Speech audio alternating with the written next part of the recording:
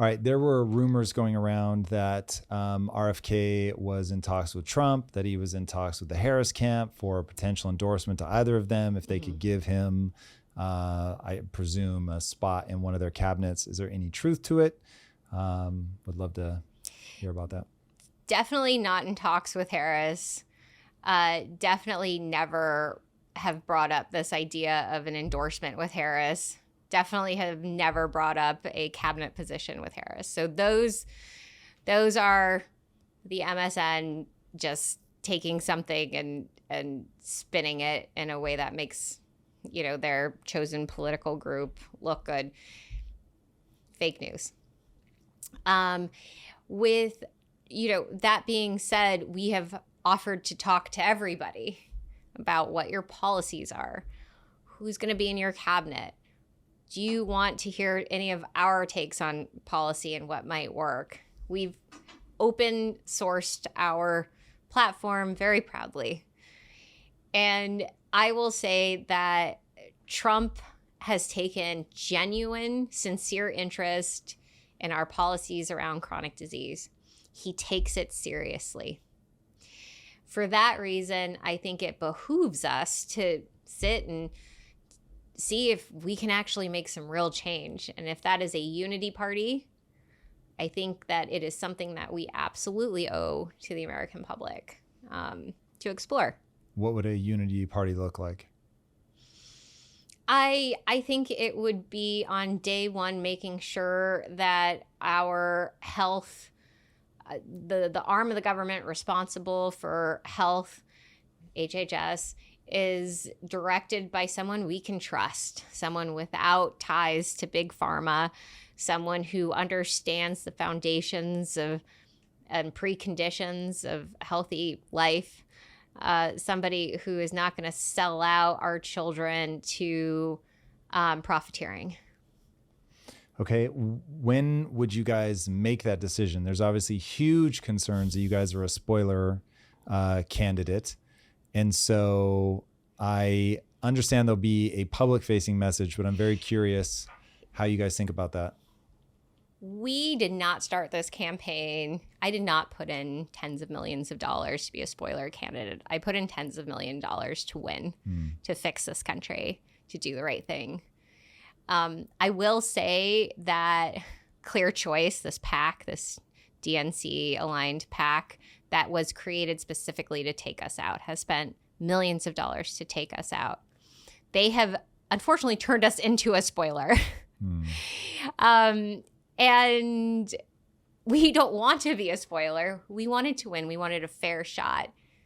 The DNC made that impossible for us. They have banned us, shadow banned us, kept us off stages, manipulated polls, used lawfare against us, sued us in every possible state. They've even planted insiders into our campaign to disrupt it and to create actual legal issues for us. I mean, the extent by which the sabotage they've unleashed upon us, it's mind-blowing. I mean, we're still learning new ways that they have sabotaged us. I really wanted a fair shot at this election, and I believed in the America that a little girl pledged an allegiance to.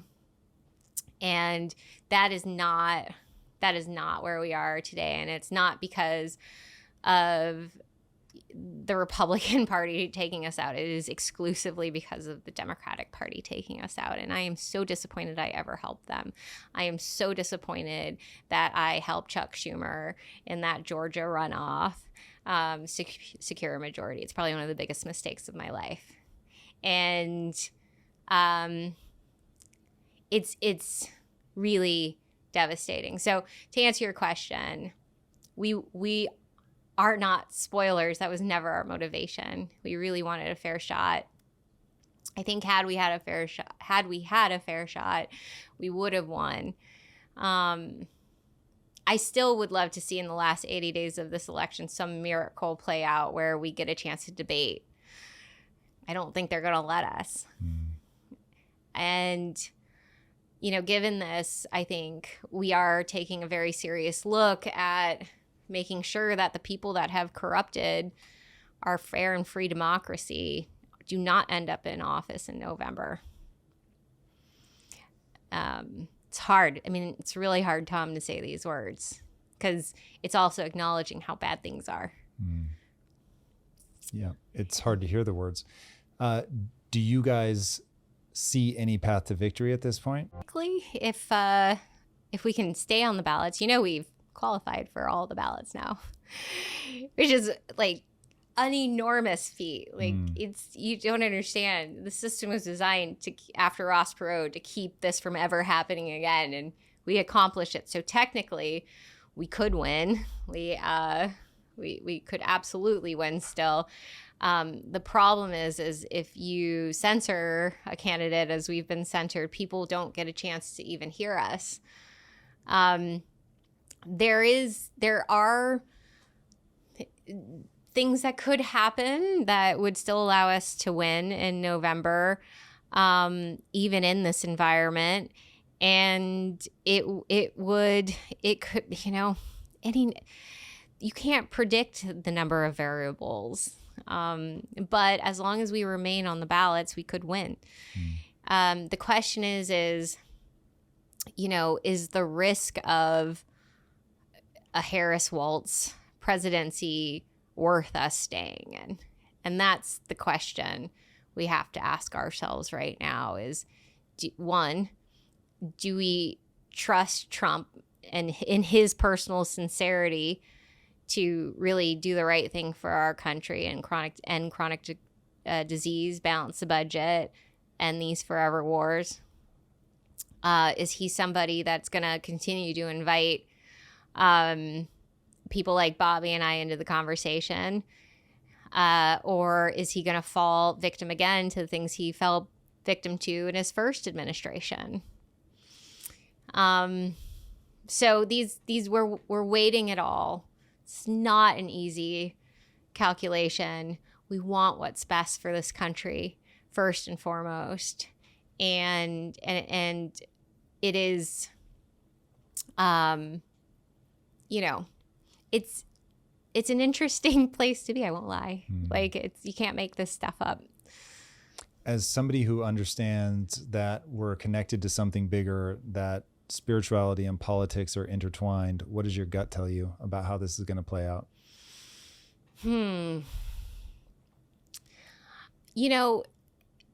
This election is so important, but so is the 2026 governor race in California.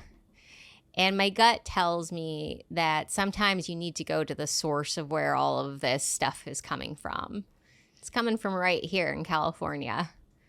It's coming from the influence Silicon Valley and Hollywood has had on the Democratic Party. It comes from this idea that you can manipulate people with lies to get their votes. It comes from this lack of accountability that just seems to continue to spiral. And I think that what my gut tells me right now is that we just have to keep being honest. I got to just keep being honest. I got to keep focusing on what matters the most outside of party lines. I need to focus on a vision that goes beyond November. And if that means that we stay in, and there's benefits to staying in. If we get over 5% of the vote, we actually establish ourselves as a party. 71% of Americans want a strong third party with a real shot at winning. There's even public funds available if we get over 5% of the vote. So we could get, I think it's like $13.5 million in public funds to keep the party going. And that's, that's worth something. That means that we can position for a real third party election in 2028 where we don't have to go around and spend tens of millions of dollars on ballot access, which means that we can spend all of that time and money campaigning. So,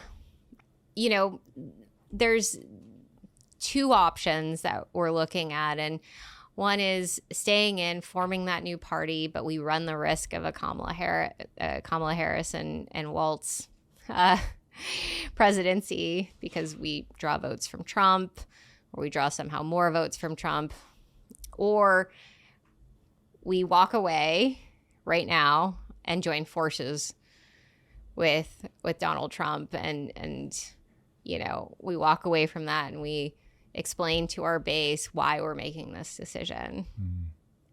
Not easy. Clearly. Yeah, not an easy decision. Now, are you saying that if you did end up deciding to back out, that you would run for governor, or you would back somebody for governor? Oh, you caught onto that piece, huh? I don't know yet. I think that I'd be happy to support somebody great to run for California governor so that we can nip this dynastic lineage in the butt. I would consider running as well.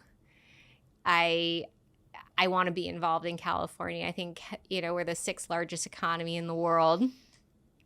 We have every opportunity to get this right. We produce a third of the produce for the rest of the nation. So all of the policies I care most about really do apply to California directly. Innovation, AI, farming, clean water, water systems, efficiency of government, efficiency of cities, clear border policies. Well, closed border. It's not that. This is not rocket science. You just got to close and manage the border. Wouldn't that be nice? Wouldn't that be simple and nice and straightforward for all of us? And then, you think about immigration policy differently too. And there's ways to do that at the state level. So I think that we could model California brilliantly as the shining example of how to bail out of the catastrophic state the nation is in right now. We just model California for the rest of the federal government. All right. If you guys did end up teaming up with Trump for a unity party, what role would you play? What role would RFK play? I am not in talks with Trump. I just want to make that clear.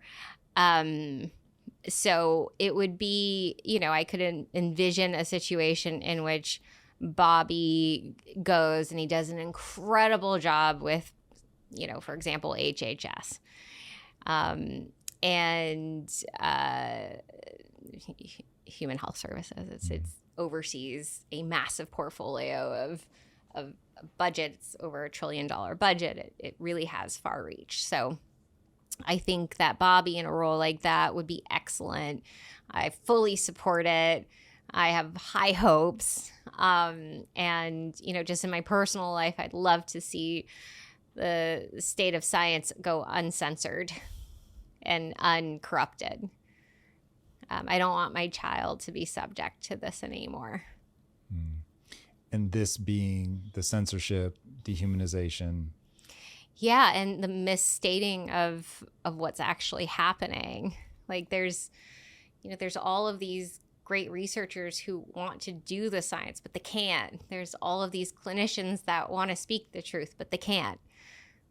They actually can't. They will lose their licenses if they speak outside of the central scientific paradigm.